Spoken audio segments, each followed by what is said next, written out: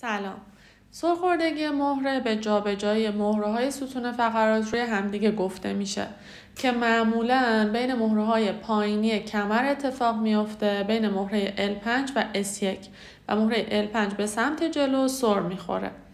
علتش توی افراد متفاوته، اما بیشتر چاقی، بزرگ بودن شکم، قوس زیاد کمر و جلو دادن شکم میتونه باعث این مشکل بشه که در اثر فشارهای روزانه این افراد دچار سرخوردگی مهره ها میشن. سرخوردگی مهره ها درجات مختلفی داره و توی موارد شدید ممکنه که پایه مهره شکسته بشه و نیاز به جراحی پیدا بشه. جراحی رو برای این انجام میدن که مهره‌ها بیشتر از این روی همدیگه سر نخوره و چند تا مهره رو با هم فیکس میکنن که دیگه جابجا نشه. قبل از اینکه به جراحی برسه مشکل، فیزیوتراپی و تقویت عضلات، خصوصا عضلات شکم، میتونه مانع از پیشرفتش بشه.